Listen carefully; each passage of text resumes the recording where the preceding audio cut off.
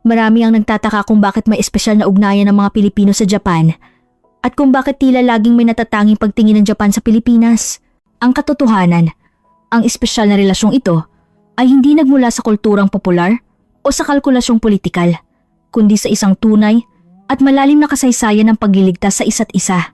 Sa buong buhay ng emperador ng Japan, bibihira siyang hayagang magpasalamat sa isang dayuhang bansa, ngunit ang Pilipinas ay lumitaw sa pambihirang listahang iyon. Marami ang nag-aakala na ito ay dahil sa napakalaking donasyon ng Pilipinas noong 3/11 Great East Japan Earthquake noong 2011 na siyang pinakamalaki sa buong mundo. Ngunit, iyon ay kalahati lamang ng kwento. Ang tunay na dahilan kung bakit buong pusong tumulong ang mga Pilipino ay dahil sa isang hindi malilimutang ginawa ng Japan noong desperadong gabi ng Great Luzon Earthquake noong 1999. Sa pinakamadilim at pinakawalang pag-asang sandali ng Pilipinas, ang mga Japanese Search and Rescue Team na halos isinugal ang kanilang mga buhay.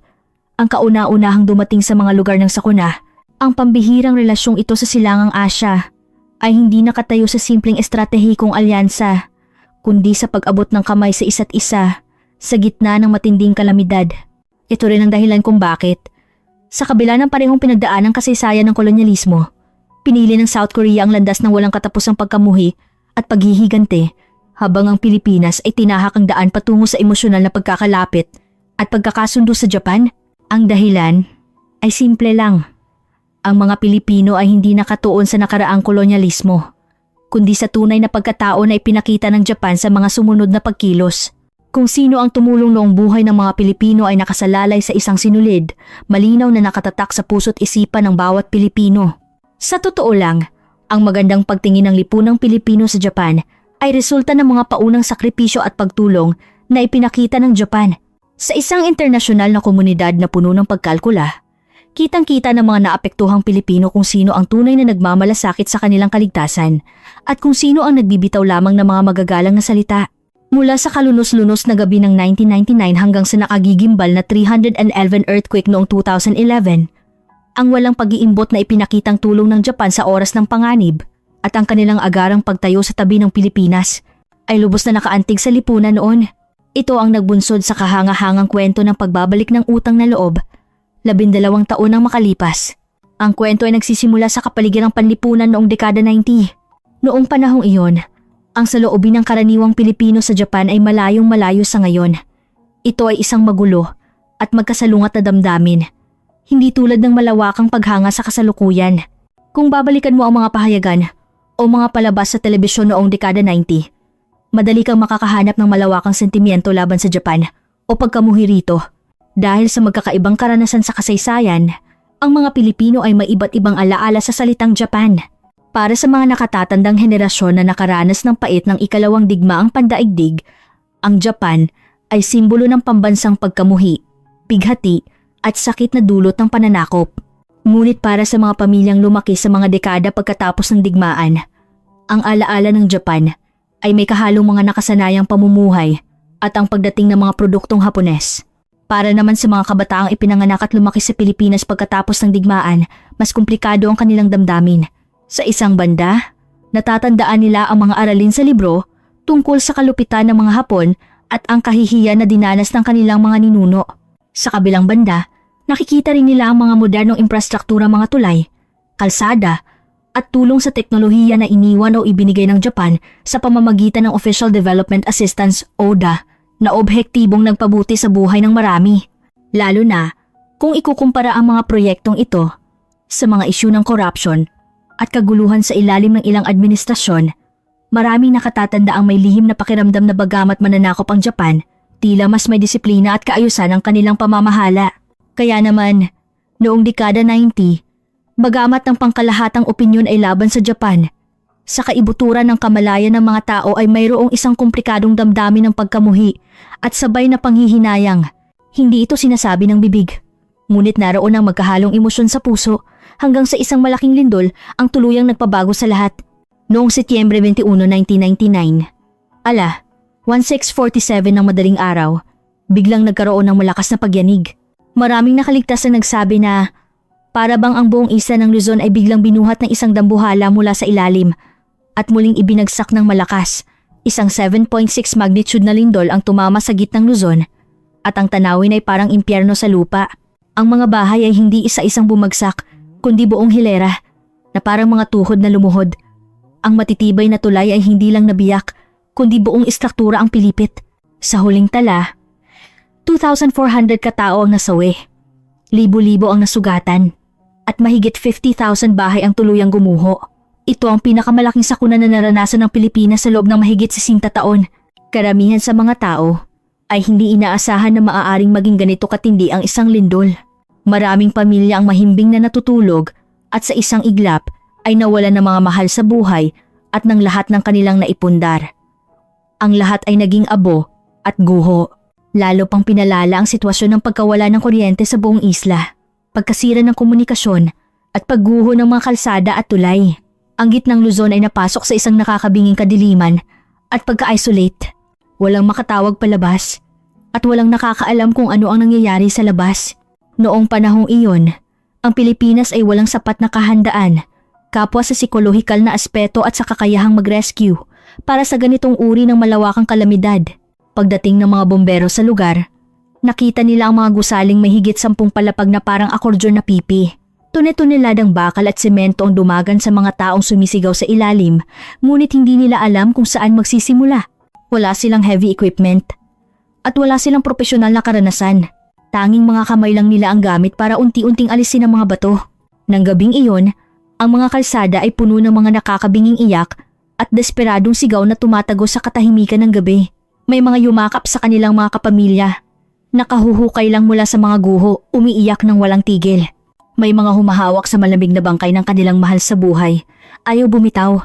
May mga nakatayo sa harap ng mga guho. Walang magawa kundi paulit-ulit na isigaw ang pangalan ng kanilang mga kaanak. Ito ay isang gabing hindi makatulog ang buong Pilipinas. Ang telebisyon ay walang tigil na nagpapalabas ng mga nakakadurog na larawan. Mga ambulansya na siksikan sa mga highway. Mga ospital na puno ng mga sugatan at mga itim na body bag na nakahilera sa malamig na sahig. Ito ay isang bangungot na ayaw ng balikan ng sinumang Pilipino.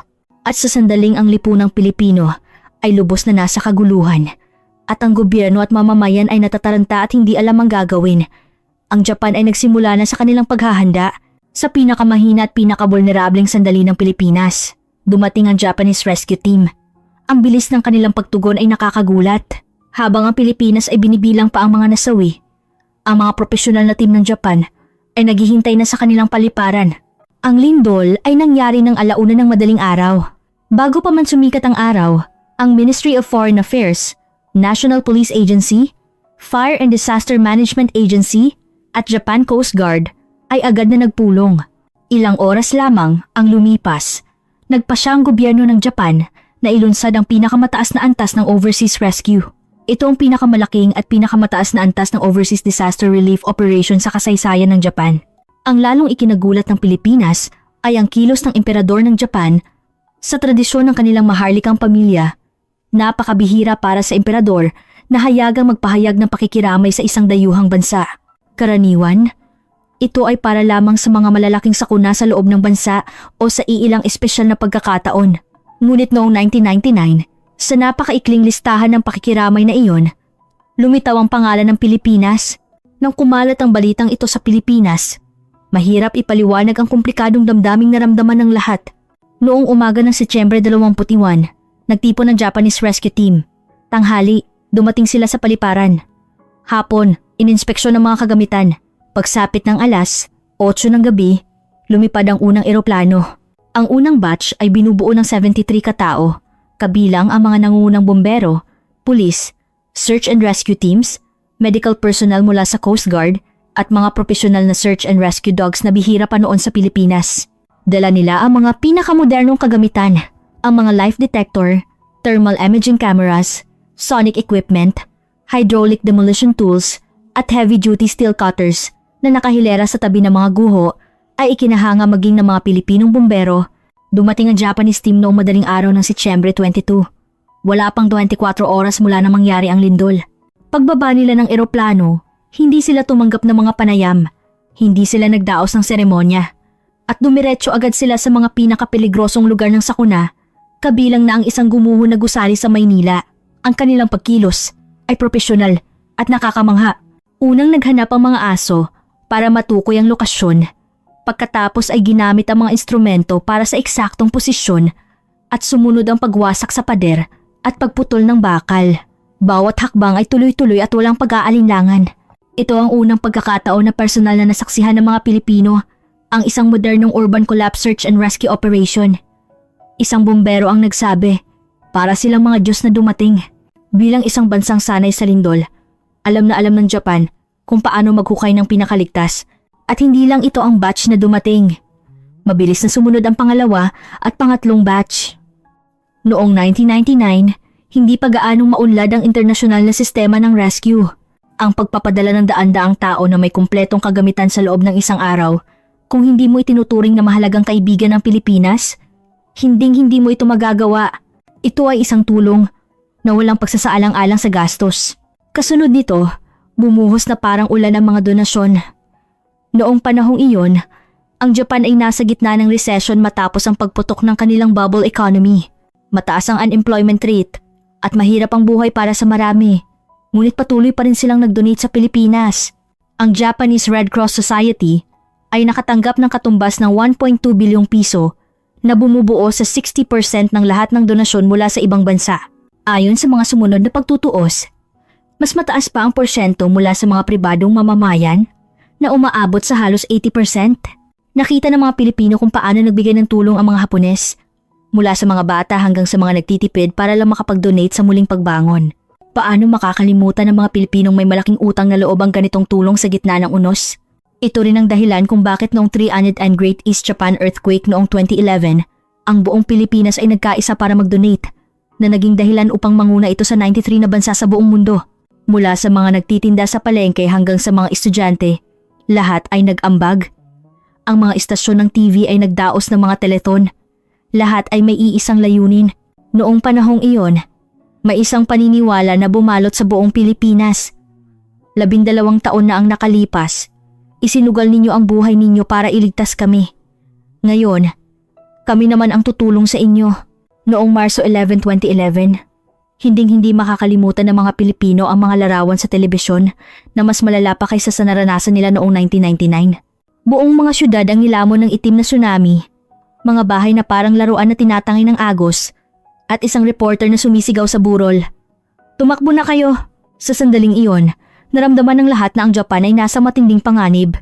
Isang 9.0 magnitude na super earthquake ang kumitil sa mahigit 16,000 buhay, mahigit 2,000 ang nawawala, 500,000 kabahayan ang nawala ng kuryente, at nasira ang Fukushima Nuclear Power Plant. Hindi lang ito isang natural na sakuna, kundi isang pambansang pagbagsak. Ang tugon ng Pilipinas ay agaran. Nang gabing iyon, kusa nang itinigil ng mga istasyon ng TV ang kanilang mga entertainment shows at pinalitan ito ng mga special fundraising programs. Ang mga donation hotlines ay naging abala. Sa mga kalsada, lumitaw ang hindi mabilang na mga homemade donation boxes. Maging ang mga bata sa elementarya ay kinuha ang kanilang mga alkansya. Ang huling bilang ay ikinagulat ng buong mundo. Ang Pilipinas, na may populasyon lamang na humigit kumulang 100 milyon noon, ay nag-donate ng mas malaki kaysa sa pinagsama-samang donasyon ng 93 ibang bansa. Lubos na namangha ang media ng Japan. Ang NHK ay gumawa pa ng isang espesyal na dokumentaryo na may pamagat na bakit napakabuti ng Pilipinas sa Japan. Nakita ng mga Hapones ang mga estudyanteng may hawak ng mga banner sa mga istasyon ng tren, yumuyukod habang humihingi ng donasyon. Nakita nila ang mga may-ari ng karinderya na naglagay ng maliliit na kahon na may nakasulat na Gambare Nippon, Laban Japan. Ang mga simbahan, paaralan at convenience stores ay napuno ng mga poster.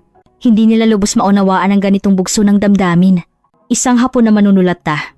30 taon nang naninirahan sa Pilipinas ang personal na nag-interview sa mga tao para alamin ang dahilan. Tinanong niya ang isang estudyante. Sinabi ng binata na lumaki siyang nanunood ng anime at nakikinig sa J-pop. Kaya para sa kanya, parang isang matandang kaibigan ng Japan. Bagamat maaaring iligal ang pangangalap ng pondo sa kalye, ang tanging gusto lang niya noon ay makatulong. Matapos niyang suriin ang mga panayam, nalaman niya na ang karaniwang dahilan ay hindi nakalimutan ng mga tao ang nangyari noong 1999, ang imahe ng Japan na unang sumugod para iligtas ang Pilipinas. Ang alaalang iyon, handa kang tumawid ng dagat para iligtas ako, ay nakatatak na sa puso ng mga Pilipino habang buhay. Matapos ang 3-Apen, ang lipunang Hapones ay nayanig sa ipinakitang pagmamahal. Sa pangalawang pagkakataon, pinasalamatan ng emperador ang Pilipinas at ito ay sa isang national live broadcast pa. Sa isang lipunang may mahigpit na herarkiya tulad ng Japan, ang pagsasalita ng emperador ay may malaking simbolikong kahulugan. At ang pagbanggit pa sa Pilipinas, isang bansang wala silang formal na diplomatikong alyansa, ay nangangahulugang inilagay nila ang Pilipinas sa pambansang alaala. Naaalala nila kung sino ang tumulong sa kanila noong sila'y nalulunod. Ang agos ng damdaming ito ay nagpatuloy. Nang tumama ang isang malakas na bagyo sa Visayas noong 2016, mas mabilis pa ang naging tugon ng Japan. Ang natural na reaksyon ng mga mamamayan ay mag-donate. Ilang sandali lang matapos ang sakuna, mahigit 1 bilyong yen ang kusa nilang naipon. Walang kampanya mula sa gobyerno. Ito ay purong reaksyon mula sa mga mamamayan. Simple lang ang nasa isip ng mga Hapones. Tinulungan tayo ng Pilipinas noon. Ngayon, tayo naman. Nang i-broadcast ng mga TV station sa Japan ang sakuna sa Pilipinas, maraming news anchor ang naiyak at nagsabing ang Pilipinas ay hindi dayuhan sa atin. Sila ay isang tagapagligtas. Ito ang tunay na damdamin ng lipunang Hapones noon. Kaya ngayon, ang relasyon ng Pilipinas at Japan ay isa sa pinakakaiba at pinakamatatag sa geopolitika ng Asya. Hindi ito binuo ng mga aklat pangkasaysayan, edukasyon o diplomatikong pahayag. Ito ay binuo ng 2 malagim na sakuna sa loob ng ilang dekada na nagpakita sa mga mamamayan sa magkabilang panig ng dagat kung sino ang handang dumating anuman ang mangyari sa pinakamasama at pinakadesperadong sandali ng kanilang buhay.